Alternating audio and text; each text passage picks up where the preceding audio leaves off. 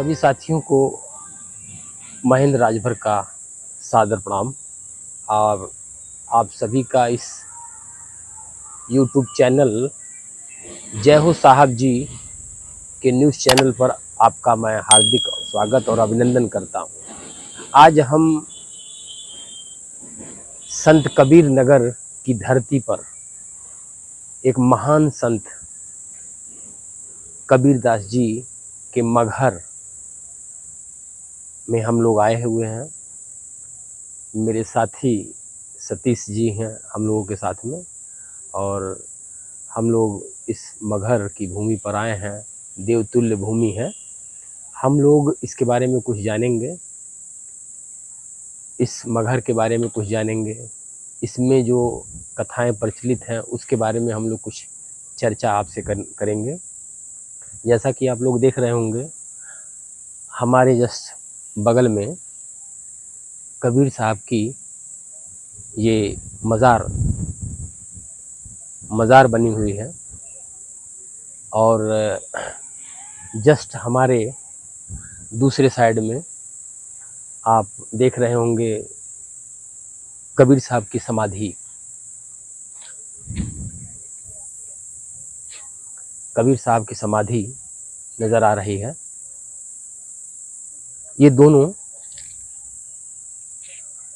अगल बगल करीब में ही दोनों बना हुआ है। जो मुस्लिम पक्ष लोग हैं वो अपना यहाँ पर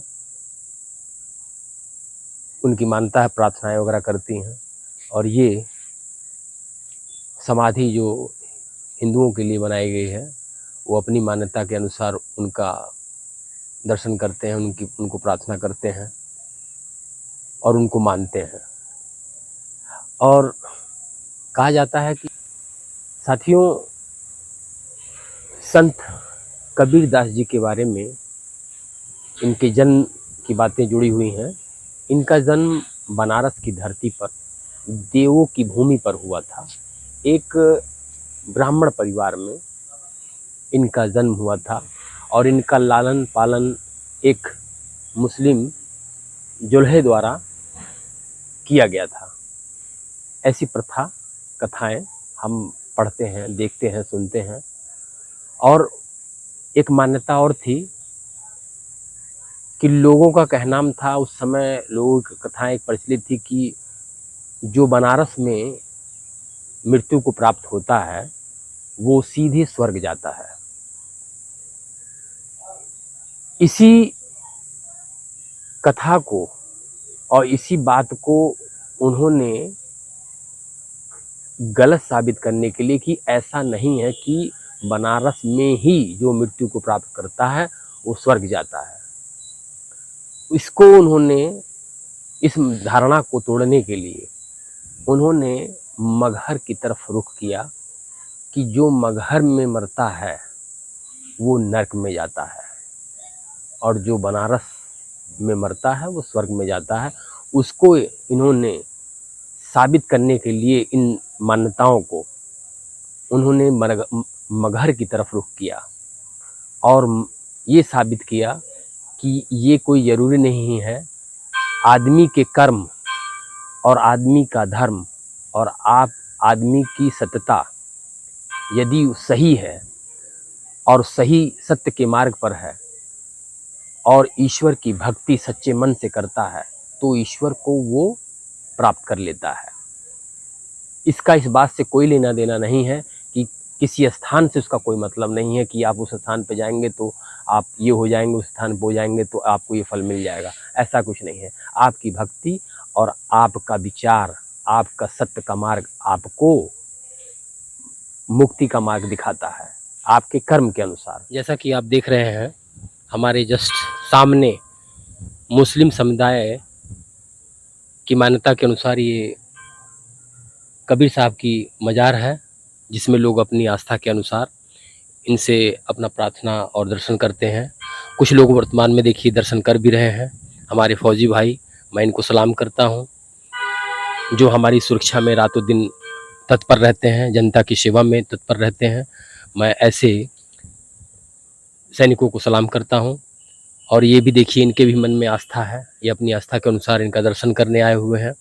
और आगे हम आगे चलेंगे और जहाँ हिंदू समाज की मान्यता के अनुसार समाधि बनी हुई है कबीर साहब की, मैं आप लोगों को वहाँ ले चलता हूँ। और जस्ट जैसा मैं आपको बता रहा था कि हमारे हिंदू समुदाय, हिंदू धर्म के अनुसार कबीर साहब की मान्यता, क्योंकि दोनों हिंदू और मुस्लिम दोनों लोग इनको मानते थे, अपनी आस्था के अनुसार ये लोग अलग अलग दोनों मज़ारें बनी हुई हैं। यहाँ समाधि हिंदू समाज की बनी हुई है, आप देख सकते हैं। मैं कैमरामैन से कहूँगा ज़रा थोड़ा सा जूम करके दिखाएंगे। ये हिंदू समाज के मान्यता के अनुसार बनाई गई है। और बगल में जहाँ अभी मैंने इससे पहले जहाँ फौजी भाई लोग दर्शन कर रहे थे, प्रार्थना कर रहे थे, वो मुस्लिम समाज की मान्यता के अनुसार मज़ार बनाई गई है। आप ऐसे देवतुल्य भूमि पर हम लोग आए हुए हैं, आप सभी लोगों को हम दर्शन करा रहे हैं अपने इस जय हो साहिब जी की यूट्यूब चैनल के माध्यम से हम लोगों को बताने की कोशिश कर रहे हैं।